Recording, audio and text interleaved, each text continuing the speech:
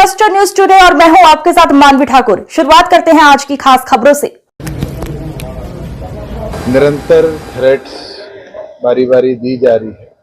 आज commissioner of police से मिलकर हमने यही आग्रह किया है कि इमीडिएट जितने स्पेशल स्टाफ या देश अपने प्रदेश के अंदर स्पेशल टास्क फोर्स के जितने यूनिट्स हैं उन सबका सहयोग लेकर उन लोगों को इमीडिएटली ट्रेस किया जाए, सख्त से सख्त कार्रवाई हो, जो लोग इन्वॉल्व रहे हैं उनके प्रति कड़ा एक्शन लिया जाए। और जैसे पहले थ्रेट परसेप्शन पर हरियाणा पुलिस ने सिक्योरिटी कवर राहुल को दे रखा था, वो कवर दोबारा दिया, क्योंकि पिछले महीने जो 2 सिक्योरिटी गार्ड फाजिलपुरिया को दिए हुए थे उनको विड्रॉ किया गया।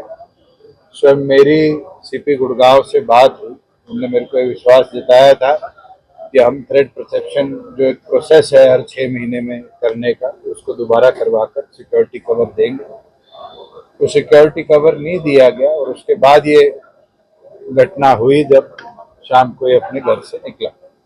इसका मतलब वो क्रिमिनल निरंतर रेकी भी कर रहे थे और रेकी कर कहीं ना कहीं जान से मारने का प्रयास किया गया। आज ये घटना केवल मात्र कोई एक फाजिलपुरिया के साथ नहीं, ऐसी घटनाएं निरंतर अनेक बार प्रदेश में हुई।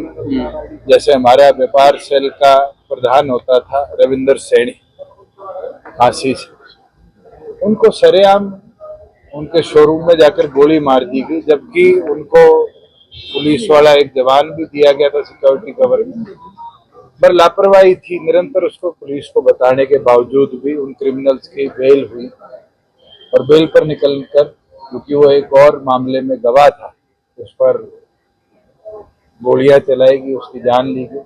मुख्यमंत्री से भी उनका परिवार मिला था। निरंतर मुख्यमंत्री ने विश्वास दिलाया कि न्याय दिलाया जाएगा, क्रिमिनल पकड़े जाएंगे। आज तक उसमें भी कोई बड़ी कार्रवाई नहीं है। तो जिस तरह की लॉ एंड ऑर्डर सिचुएशन प्रदेश में आज बनी है, बड़ी चिंताजनक है।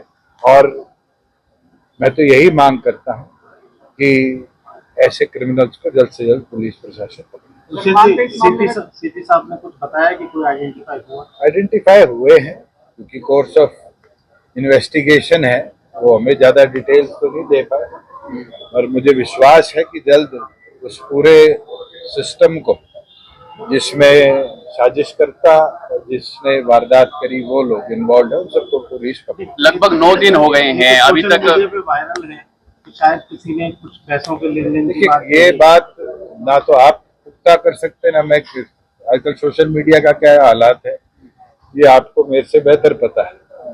9 दिन हो गए हैं, 9 दिन में अभी तक हमलावर जो है वो गिरफ्तार नहीं। यही चिंता का विषय था और इसलिए आज पूरा जननायक जनता पार्टी का परिवार एकत्रित होकर और कमिश्नर ऑफ पुलिस से मिलने आए। उस समय आप सरकार में शामिल थे, अब और उस समय की लॉ एंड ऑर्डर आप क्राइम की रिपोर्ट उठा लीजिए।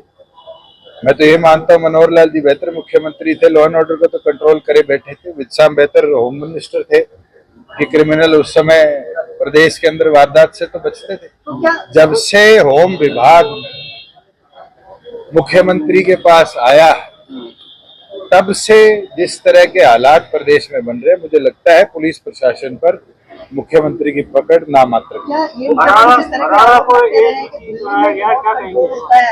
देखिए, रिमोट कंट्रोल क्रिमिनल का अगर दिल्ली से चल रहा है तो दिल्ली जाकर पकड़िए, और मुख्यमंत्री का अगर दिल्ली में कंट्रोल है और आपके पास पता है रिमोट किसके हाथ में जाकर, तो उसको जाकर समझा दीजिए कि अगर इसी तरह के हालात प्रदेश में रहे, वो दिन दूर नहीं होगा जब पंजाब या पुराने महाराष्ट्र या यूपी जैसे हालात हरियाणा में पड़े।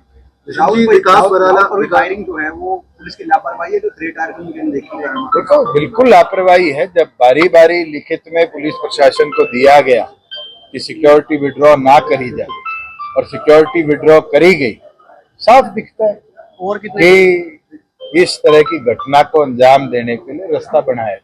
विकास बराला को एडवोकेट जनरल बनाया गया है, उन पर आरोप भी लगाया। क्या कहेंगे? ये मुख्यमंत्री और एजी का प्रेरोगेटिव है और वो किसको चाहे आप कि अगर 5 साल की प्रैक्टिस है आपको बनाना चाहे बना सकते हैं। अब इसका जवाब तो मुख्यमंत्री दे कि उनने क्यों बनाया है। उपराष्ट्रपति का इस्तीफा हुआ है, राजनीतिक गलियारों में हलचल तेज हो गई है उसको लेकर। मुझे लगता है बहुत बड़ा सेटबैक है पूरी स्टेट के लिए और पूरे देश के लिए कि इस तरह की घटना प्रदेश के अंदर हुई, देश के अंदर हुई, जहां पहली बार हमारे जीवन में तो हमने देखा है कि उपराष्ट्रपति इस तरीके से इस्तीफा देंगे। उनने हेल्थ का हवाला दिया है, परमात्मा उनको और हेल्दी रखे, उनकी आयु लंबी रखे, मगर क्यों दिया है, इसके पीछे क्या है, ये तो धीरे धीरे आपके सामने चीजें आ जाए। सेशन के बीच में इस तरह से इस्तीफा अरे देना। पहले दिन सेशन के बीच में भी नहीं, अगर इस तरह की घटना सेशन से पहले होती तो भी देश मान लेता। मैं तो स्वयं उनको हफ्ता पहले मिलकर आया था और बिल्कुल स्वस्थ मुझे दिखे, मगर हाँ पीछे उनके सर्जरी भी हुई थी, सबको पता है, वो एम्स में भी एडमिटेड रहे थे। हम तो चाहते हैं कि वो लंबी आयु ले, हमारे बीच में मेंटर रहें, क्योंकि उनका राजनीतिक जीवन चौधरी देवीलाल जी के साथ शुरू हुआ था। जब चौधरी देवीलाल जी ने उनको पहली बार देखा और पूछा यहाँ कैसे, तो उनने कहा था मैं एक प्लीडर हूँ। तो चौधरी देवीलाल जी ने कहा था प्लीडर नहीं, पी हटा दे तो लीडर बनेगा। और उनको ये अवसर मिला देश के उपराष्ट्रपति पद पर जाकर, और शायद उपराष्ट्रपति पद की गरिमा को उनने बढ़ाया। मगर एकदम ऐसा घटनाक्रम होना ये अपने आप में एक बड़ा क्वेश्चन मार्क है।